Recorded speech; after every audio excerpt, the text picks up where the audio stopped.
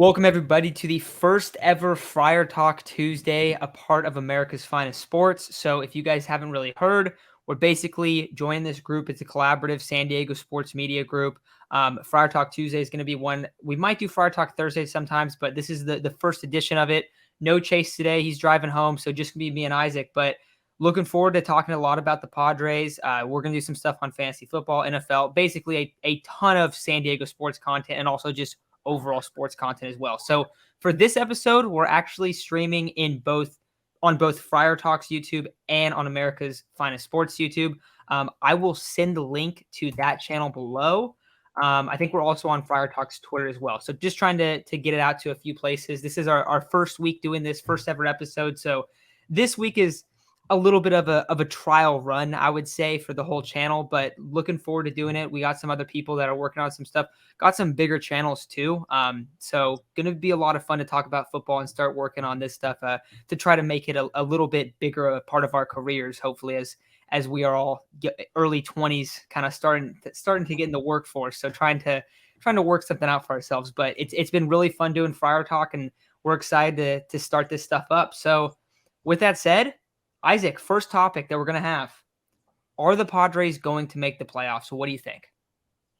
Honestly, yeah, I would say yeah. I think the Padres will make the playoffs, but I don't think they'd go, to the NLCS or the World Series. I think the current team as is, definitely will not be the type of team to, go the distance, especially with I think they have great pitching, don't get me wrong. It's just a matter of that lineup is not a good lineup. It's definitely not a good lineup. But I mean, pitching can get you far, but at the same time, it's only the starting pitching that's very reliable. You go to the bullpen, you don't really have a righty arm outside of Nick Martinez that you can rely on, and then your lefty arm closer that's supposed to be one of the best closers in baseball has been one of the worst closers in baseball. That I mean, as far as I can remember, in the past month or two. So the bullpen is definitely going to falter. Is definitely going to hold down the starting pitching, but I do think this is a playoff team. I really do think this is a playoff team. Remember, guys, it only takes around 85 wins to be the sixth seed. Last year, it was like 83 wins, I think, and it was the Reds with 83 wins. So 84 plus gets you in, maybe even 83, depending on what the tiebreaker is. So as long as you're around 85, you should be able to make the playoffs. And I believe the Padres need like around 30 more wins. They have to go around 500 the rest of the way. And I think I'm pretty confident that they can go 500 the rest of the way. But what I will say is it is unfair to say that this Padres team cannot make it all the way, because this current Padres team will probably not be the same team that is after the trade deadline. Like, being very realistic, it will probably not be the same team. If it's for Soto, you're going to see multiple guys gone, especially out of the farm system. For anyone who loves those prospects, I'm sorry, but it is absolutely worth everything to get Juan Soto. And it'll immensely help the Padres, because what the Padres lack right now is a good lefty power bat. I mean, Eric Hosmer sucks. Trent Grisham sucks. There's multiple guys that are not getting it done from the left side of the plate, and immediately adding somebody like Juan Soto significantly improves that lineup, what the Padres need.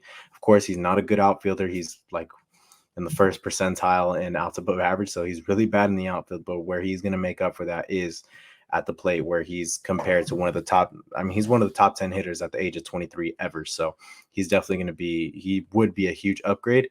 Now, there are upgrades outside of Juan Soto that we can make, and there are actually the resources could be split into more pieces.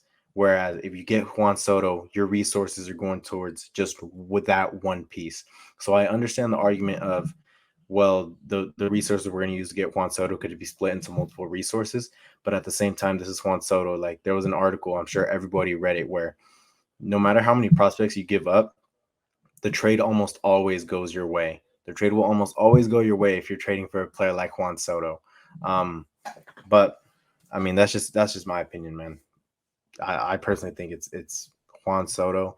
It should be your top priority. If Shohei Ohtani becomes available, then he should be your top priority.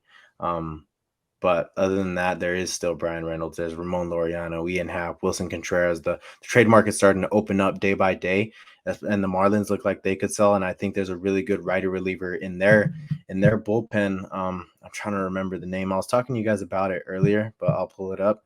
Um, Anthony Bass, former Padre, I believe. Righty reliever with a 1.51 ERA. You look at his baseball salon, it's fantastic. So there's a lot of resources the Padres could go to, not just Soto. Dude, absolutely. And I think that we start looking at this like team of, are they going to make the playoffs, right? That's the question. And I think the way you start out this conversation is perfect. Well, this isn't going to be the same team that's going to be making the playoffs. So the team we're talking about, a lot of it is speculation on what's going to happen during the trade deadline. Soto, I see people talking in the chat. Where is it? Someone said basically, let me find it, that they were basically that the Padres. Oh, here it is. LGH. Padres were number one in voting for Soto among execs. One, that scares me. I don't like to see that. I No, man, see he's Buster trolling us. Only saying like, "Oh yeah, like the Padres are going to land Soto." That makes it. That's probably the last thing I want to hear, honestly. Yeah, me But too. yeah, like that's the guy that like they've been linked to the most. But of course, because of course it's going to be the main guy. You brought up Otani as like another big name, right? Well, Otani's kind of been talked about like, yeah, he's not available. So then that's why we don't hear the rumors kind of there. But the Padres are absolutely a team that is going to a team that has to make moves. They're going to make moves. I think that is inevitable. Is it going to be Juan Soto? I don't know.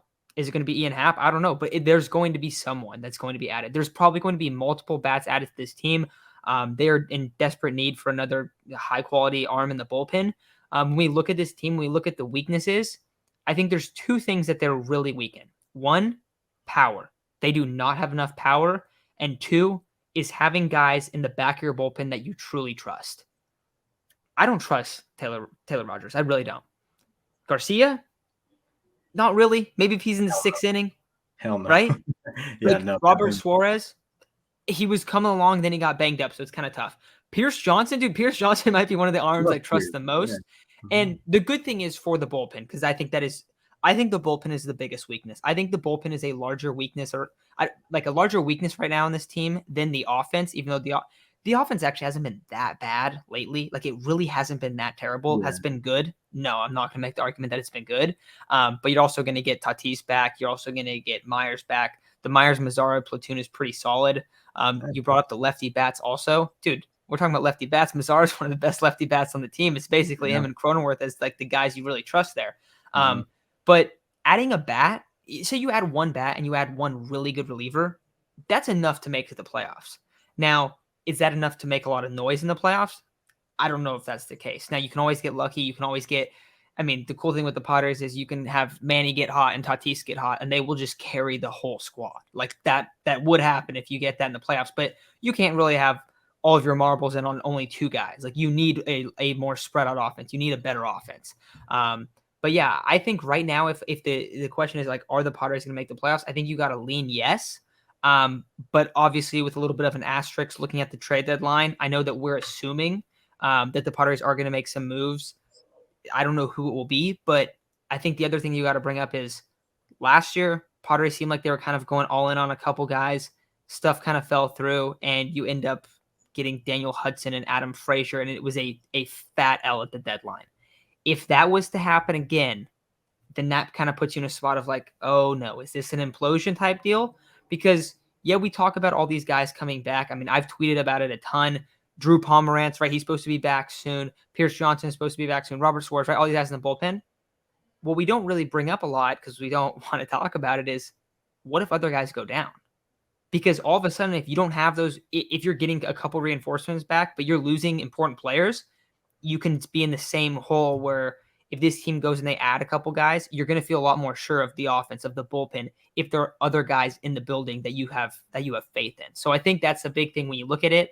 And that's why I don't think that this trade deadline is Soto or bust. I think having the mentality of like Soto No. or bust is really bad because if you do bust, you might miss the playoffs. Yep. If you go and you have some contingency plans that are pretty solid and you're able to add a couple bats, and let's say like you move Myers' contract, right? And then you add a similar amount in a couple offensive players and a bullpen piece, you had three guys for roughly $20 million. You can stay under the luxury tax.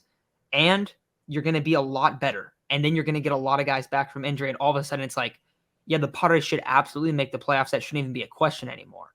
But definitely some concerns right now. And I think that that's probably my biggest fear with this team is injuries. And then, of course, kind of just striking out at the deadline and like not getting Soto and then having like it completely fall apart. Yeah, I mean, you can't really afford to be that kind of team that just banks on getting Juan Soto. I think like if a deal's not done day before the trade deadline or 2 days before the trade deadline with Juan Soto, you just move on because you can't really afford to hang on to those pieces and just wait in hopes of getting Juan Soto because realistically there's going to be 6-7 other playoff teams in the race for Juan Soto and you might not have the best offer. I really do think the Dodgers are going to make some sort of crazy offer. And that's kind of the biggest fear for us Padre fans is that the Dodgers end up acquiring Juan Soto. Now I don't think they are the favorite. I think they're going to spread out their resources somewhere else. But that will be the biggest fear. Even the Cardinals, I think that should be a fear for the Padres as well, because that Cardinals squad would be deadly if they were to get Juan Soto. But I am all in on getting Juan Soto. But at the same time, like you said, there are other resources. Josh Bell would be a fantastic resource. And I keep seeing, the Red Sox might want to hang on to Xander Bogaerts. I think they'd be ridiculous to hang on to Xander Bogaerts. And I might be a part of the minority that says I would love to have Xander Bogaerts. It's only half a year. And this is the one guy. Keep in mind, guys, I'm not the guy that says you can have Tatis in the outfield. I've been heavily against it. This is the guy where I'm saying, okay, against lefties, if you put Tatis in center field, your lineup looks disgusting. It looks disgusting. You put Machado at third, Bogarts at short. Against lefties, see, I'm trying to sort this all out. You can even put Crone at short and Bogarts at second too. Exactly. Like you can do something, man. You gotta. That's the type of player you fit in. I mean, I think I'm part of the minority that would want Bogarts. He's cheap. He's a great bat. I mean, that's the type of player where you find if we were willing to find somewhere to put Jose Ramirez. I mean, Jose Ramirez is definitely better than Xander Bogaerts, but at the same time, you're looking at a cheap upgrade for. He's only a rental, but I would really like to have Xander Bogaerts. Of course, there's also Wilson Contreras that you can talk about. With Wilson Contreras, I think, we were talking about it in our own chat earlier. It's a matter of how would he mesh with the pitchers, and I think that's probably the biggest concern around the league. Keep in mind, he has also played some left field, some first base. I don't think it's very likely that he plays many games outside of his natural position, which is catcher, but it is worth noting because it is a big concern on how he would mesh with the pitchers in a different organization. But overall, the bullpen is definitely a big need for an upgrade, man. A huge need. To go look at that guy, Anthony Bass, man. I mean, he's got another year of control after this. I really don't think it'd be more than like a mid, like 15 to 20 prospect. I think that would be a huge pickup for the Padres. He's having himself a really, really good year, man. I hope AJ tries to go to the Marlins and tries to pick him up. Other than that, you got guys like Jose Castillo, who he's struggling. From what I last saw, he's struggling a little bit right now, but that's a lefty that's an upgrade. Drew Pomeranz is an upgrade. Pierce Johnson an upgrade. Suarez, I swear, months ago I wouldn't have thought this guy's an upgrade, but he looked better before he got injured. There is some bullpen reinforcements, but it's just like, can you really count on those reinforcements? Like production wise, yeah, you probably can, but in terms of injuries, like you can't bank on them to stay healthy. You need to do something about it. The pitching, of course, is going to be fantastic. I think hypothetically, if Ohtani were to become available, you're giving up a pitcher, you're giving up Snell or Darvish. It doesn't really matter because you're getting a pitcher back. Other than that, though, those pitchers are. I think the pitching is what's going to get us to the point that we want to get to. This is a playoff team.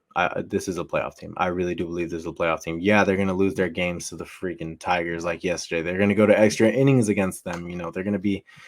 That's the Padres, though. That's the Padres that we know. They suck against bad teams, but what's going to determine it all is how do they do in September? How do they do against the Dodgers in 9 games and the Giants in what is it, like 6 games, something like that. It's going to be September is going to be a very fun month to tune into. Yeah, man, I totally agree. So I got this pulled up on the side just because we've been talking about the playoffs a little bit. So let's take a look. So right now, this is wild card. So these are, I don't know if you can do standings, but basically this is where the Padres are at. 3.5 games up over the Cardinals. I also find the Cardinals to be very, very terrifying. The Braves, Yes. they have a few games up on the Padres. I would not be surprised if the Braves end up jumping the Mets. I would also not be surprised if the Cardinals end up jumping the Brewers. You also brought up a little bit about the schedule. You got to be really good in September. Why do you need to be really good in September? Because the Cardinals are a team that could pass the Padres up. Same thing with the Brewers. I mean, I think they're like a game or two behind the Padres right now. The Brewers are. Um, and then you got the Phillies.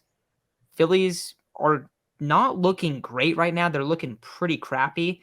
However, they do not have Bryce Harper, and Bryce Harper's coming back late in the season. Also, September schedule. Who do you play? I think the Padres play like 4 series against the Giants. Let's check. That I'll is check for you not right like now. they're old. Look, the Giants are really old, right?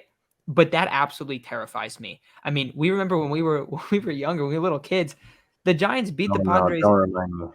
Dude, I remember being a little kid and I was so mad. I think I threw my remote at the TV. It was like the angriest I'd ever been up to that point in my life. When the Padres lost in the last game of the season to the Giants and didn't make the playoffs. So that's something that absolutely terrifies me. I think this is definitely a playoff team. I think if they do not make the playoffs, I think that is a disaster, just as bad as last year, if not worse. Yes. Because you also kind of went, all right, we're going to double down on this pitching rotation. Now, we've talked about it a good amount. How is this team going to win? They're going to win from pitching, right? They're going to go and they're going to be a really good pitching team. Let's look at tonight, for example. Now, the bullpen did implode a little bit. That's been the problem. Taylor Rogers has been the problem. But what about the starter? Clev went 7 innings, allowed 2 runs. Clev has been a monster. Clev is your 4 starter, probably.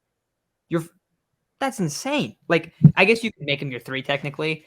I would probably say he's like the 3rd. The problem is just that he's been working back slowly.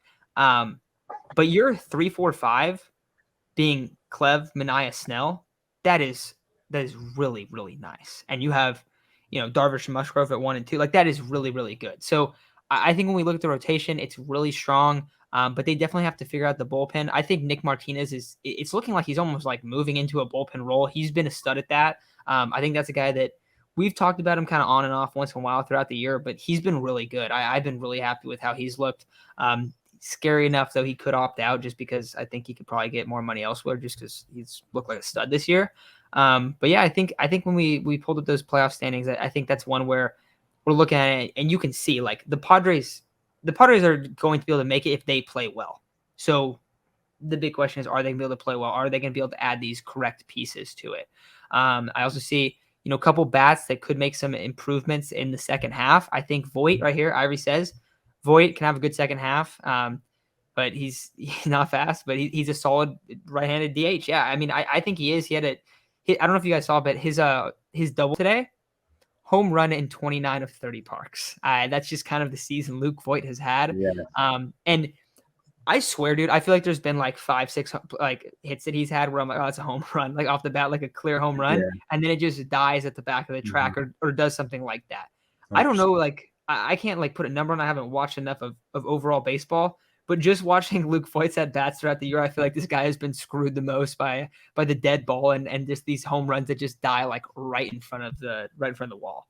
Yeah. It's been pretty tough for him. Yeah. But yeah, I don't know. Anyone else that you think is like going to have a big second half that you're expecting? Jake Cronenworth. I mean, yeah, he had that little hot stretch. He got pretty cold again, but I really do think Jake Cronenworth is going to be very crucial for the Padres team. We've been talking about it. Jake Cronenworth's not the kind of guy that's going to be like your second option the way he is right now. Like, it's him and Manny through and through. When he gets some more lineup protection, he's going to be that guy again. I firmly believe that. Of course, he's getting tossed into some trade rumors for Juan Soto. I don't think that's what it's going to take. If the Nationals aren't going to be competing until like we're 40, until like we're like 30, whatever it is, Jake Cronenworth's not going to provide any use to them. None, literally none. So it makes no sense for them to acquire him. It makes more sense for them to get like a Harlan Suzana, Jackson Merrill, James Wood, those kind of guys. Definitely not a Jake Cronenworth. So I think Jake Cronenworth is not only going to stick around, but he's going to have himself a fantastic back half. Padres need to play around 500 baseball the rest of the way in order to get that 6th seed. Now, of course, you don't want to settle for a 6th seed because then you'll end up playing the Dodgers, and the Dodgers are going to make a move at the deadline. That's the scary thing is you don't know what move. It's going to be a big move, I would assume. but a lot of moves for the Padres to make. I really do think the Padres are going to try and be the most aggressive team at the deadline. I think everyone knows that. I mean, from all the reports we're seeing right now, it sure seems as if the Padres will be the most aggressive team at the deadline. They have the resources to do it. They got the manager that is not afraid to blow up the farm. He has never been afraid to blow up the farm. And honestly, yeah, as a Padres fan, especially because we're like, we got the number one farm system this year, and this year, and this year, and then the number 5 this year. And then we went down this, we traded all these prospects, but we still got the number 15 in this year to, potentially dropping down to the low 20s. Yeah, that's kind of tough. But at the same time, they're prospects, man. They're prospects. How many of them actually pan out? For the Padres, especially, how many of them actually pan out? For Yeah, the I was gonna say it's Padres. even lower. But even top 100, 70% of the guys bust out of the top 100 lists. Yep. That's 7 out of 10. Yep. That's 3 out of 10 guys that are hidden. So Yep. And for the also, Padres, 1 out of 40. so you bring up like kind of like blowing up the farm and stuff, and about the Padres being aggressive, but not only that, but they have like very clear holes on the team too, where it's like, Yeah, look, they have some great strengths. They have some elite hitters. They have some spots in the lineup. They have some guys that are surprises. I see a lot of people talking about Alfaro being clutch. Alfaro needs to play more. Where's another one I saw? I think there's another one over here too. But yeah, I mean, like Alfaro's been awesome. Jurickson Profar, his bat's cooled down a little bit, but I've been thoroughly impressed with him over the course of the season so far. He's been 100%. really solid. Fantastic. Mazzara, I want Mazzara hitting against righties every single night. Yeah. I don't think there should be an exception for that. I think he should be in the lineup every single night against righties. Ha-Seong Kim has taken a big step up. Yeah. Starting pitching has been fantastic, right? So like, there's a lot of things that are really positive about this team. And there's a lot of things where you're looking and you go, yeah, Eric Hosmer has been absolutely abysmal after his really hot 5-6 weeks to start the season. Trent Grisham looks like he might not even be an MLB caliber player at times. Like he looks completely lost in the outfield, completely lost in the field. And then you look at the bullpen, you go, okay, the bullpen looks terrible some nights. Like there are guys that just, and a lot of it also is like, I think like you look at Garcia Rogers, they were doing really well early on in the year and they're really hitting some rough patches. But it's also come at the time where it's like, hey, Padres are kind of scraping for wins right now, and you guys aren't really like pulling through in a lot of these games, and it's really hurting them at times. So I think that also is playing a factor into it as well. But I don't know. Like the way I see it is like, look, there's a lot of really, really solid spots in this team. There's a lot of strengths. I mean, I still think they have one of the best rotations in the whole sport. I think it's probably top 3, top 5 rotation. But then you got to have the bullpen to go with that. You got to have a little bit more pop in the lineup. There are some guys that are hurt that are going to answer those questions, but you can't put all of your faith in Drew Pomerantz, Pierce Johnson, and Robert Suarez to even look the same that they've looked in the past. Like I don't have like, and I know I bring up Palm a lot because Palm was so sweet when he was healthy. Fantastic. But he wasn't good last year. Like he wasn't throwing very hard. The velocity was down. So there's a lot of concerns from me across the board with this team, but I also think there's a lot of really big strengths and things that they can really rely on down the stretch. So it's kind of a little bit. So like when you talk about the deadline is like, oh, they need to go make some moves. I think it makes perfect sense. I think that absolutely is kind of where they're at because yeah, we need to go make an upgrade in center field. We need to go make an upgrade at first base /DH. Kind of a combination of that because I think a lot of first basemen and DHs are usually playing both spots. But yeah, I think that makes a lot of sense. Why? Couple things in the chat. Palm making $10 million a year. Hosmer should be his most overpaid cheerleader. I know. What else you got in the Padres playoffs though, and then we can talk a little bit about overall playoff picture for a little bit. What was I gonna say right now? I was gonna say something right now. I'm just trying to remember. Also, oh yeah, this is what I was gonna say. If you go like on Twitter or you go like on any social media platform, you would swear the Padres, just from what fans say, you would swear the Padres are one of the worst teams in baseball. Like the negativity is absolutely absurd. Don't look at that. Look at the fact that this Padres rotation is one of the best rotations in baseball. They're one of the best teams in baseball without Fernando Tatis Jr., a guy that's on pace for that last year was on pace for like, if he plays 162, he's probably an 8-9+ WAR player. One of the absolute best seasons in baseball. And I mean, they got the resources to be able to make trades at the deadline. Like, there's so many positives to this team that people do not look at. And like that, I can understand the reluctance to look at those because of the collapse last year. It's very hard to look at it, but it's a little different than the collapse last year. I believe it is a little different than the collapse last year. Last year, at the time of the collapse, you were losing guys. This year, at the time that the collapse happened, now you're gaining, guys. You're doing nothing but upgrading. I firmly believe you are doing nothing but upgrading. So it is a different team. I firmly believe that. And maybe that's just the optimist in me, but I mean, this is a team that I want to ride with. Would you guys rather ride with the Corey Spangenbergs and Alexi Amaristas of the world? I mean, I don't know. That's definitely what it seems like sometimes from what I see, but this is a good team. So hopefully they're able to do it, man. I mean, you lose a guy like Mackenzie Gore who could be involved in a trade. I mean, I thought it was unlikely in the first place, but losing a guy that was having himself a solid rookie season up until a few days ago, not even a few days ago, a few months ago, that does suck, especially because you thought maybe he could be a good reliever out of the bullpen. Maybe he could still be a contributor to the Padres team down the line when his arm is right. I believe we're actually going to talk about Mackenzie Gore soon, so I'll save it. But ending this topic, Padres are a good team, man, for sure. So I have one more thing I want to talk about before we shift gears a little bit, and we will come back to some Padres talk about Mackenzie Gore. But Arthur asked a good question here, and I think this goes with a lot of the stuff we're discussing right now. Any chance the Padres make Morejon the closer come September? So I think this is really interesting because we're talking about a lot of these weaknesses, and we're talking about the strengths too, but one of them is very clearly the bullpen, and Rogers has been really sus lately. So what do you think? Do you think there's a chance that Morejon could be the closer? I mean, we've seen how disgusting his stuff is. Actually pitched in the playoffs before, and looked really good when he pitched in the playoffs in 2020. But what do you think about this idea? I think it's wide open as long as Taylor Rogers is not performing to the expectations that we had.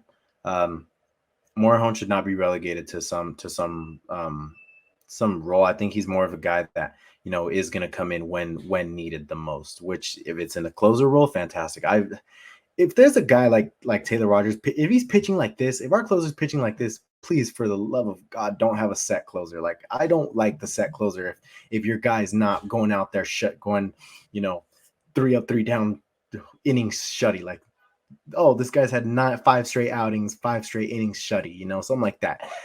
Taylor Rogers has not been like that. He has been, I'm going out there and I'm allowing a run, So as long as he's pitching like this, I don't want a set closer. If he was the Taylor Rogers that we all knew, then I would love it. But if Morejon's going out there pumping 99 and he's able to get that knuckle change, knuckle curve, whatever it was, back to what it was when he was that elite pitcher for that little stint that we saw, he would be one of the best closers in baseball. And I mean, a lot of people don't want to relegate him to a bullpen role, but for right now, that is what is best for him. Getting his stamina back up, getting his arm healthy, that is what is best for him. I firmly believe that. Maybe in 2 years you can get him back in that role that you wanted him to be, but right now I don't think it's what's best for him. Morejon is a fantastic pitcher. When he's healthy, he could arguably be one of the best bullpen arms out of our bullpen, possibly the best lefty arm out of our bullpen. Yeah, better than the guy that Drew Pomeranz was, better than the guy that Taylor Rogers was. He has that type of potential. The potential's untapped, unfortunately, because of injury, but soon enough, if he's able to pitch multiple innings and, keep pitching 99, get his off speed back, that potential will be tapped into soon. Yeah, I think that'd be a huge thing to do if the Padres decide to kind of sway away from the okay, we're gonna have the same closer every single night. I think having rotation, I don't think a lot of people like it, but I do think it makes quite a bit sense. And yeah, I mean, the way that Rogers has been pitching it's tough to have a lot of confidence in when he comes out. I mean, even when he doesn't allow runs, a lot of times it's like, all right, dude came in and 2 guys got on base and he hit a guy in the foot with an 0-2 Yes, count. I'm actually typing that right now. What about someone asked the question? They said, "What is this one? What is Rogers out pitching at 2 strikes?" Rogers out pitches the backdoor slider, which unfortunately hits the guy's back foot. Yeah, so that's a tough one there.